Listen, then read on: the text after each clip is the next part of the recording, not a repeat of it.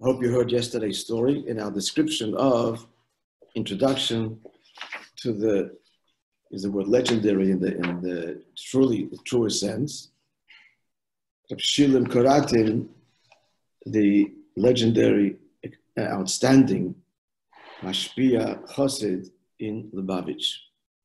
We give a bit of an overview of his story.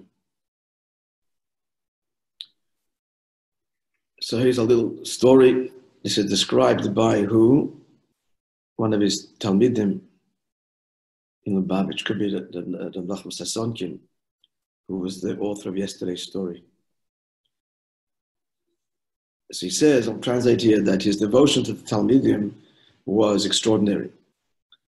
And even when it was necessary to chastise, to discipline, what I'm looking for is not a penalty, but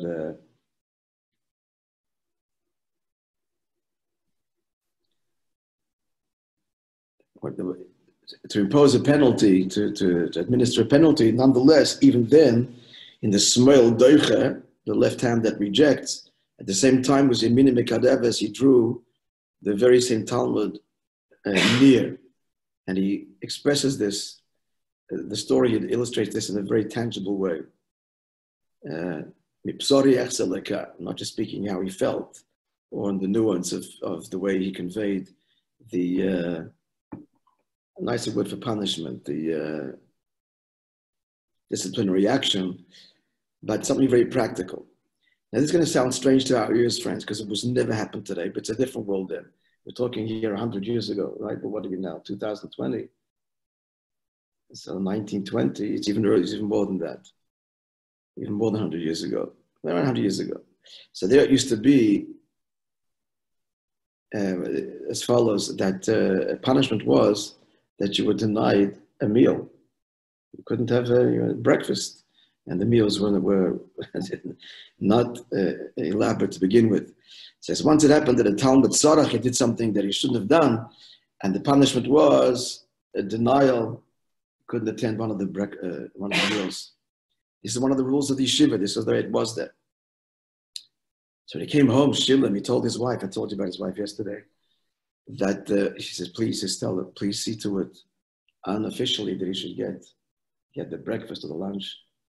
Actually, I think there were 2 meals a day. It was a late breakfast and a supper. And then he shouldn't know that it's coming from me. And he said, because the other boys, when they get this punishment, they figure out a way how to get a meal. So I know this kid. He says he's not going to be able to, he's going to literally go hungry. So therefore, please make sure that he gets a meal. So this was typical of Rabbi Shilem's devotion to the Talmidim, and it concludes here that Rabbi Shilem, if a boy a bocher was not feeling well, he was by his bedside and he was worried and so on, and involved and so on,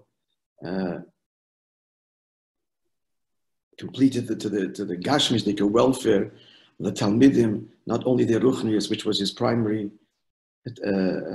task as the Mashgiach and the Mashpia of the Yeshiva. More stories about Reb Shilem, God willing, tomorrow. Everybody have a wonderful day. We'll see you, God willing, tomorrow, all in good health. And B'suras Tovos. Amen. Thank you. 7:15 or 7:20? I'm going to put it on the chat tomorrow, and I will get a consensus. If the guys will agree for 6:15, then tomorrow, going forward, we'll start 6:15. No, just so we can start Shachas really, closer to 7. So we want to finish, I can finish before 7, a bit late today. Okay, so I'll put it on the chat.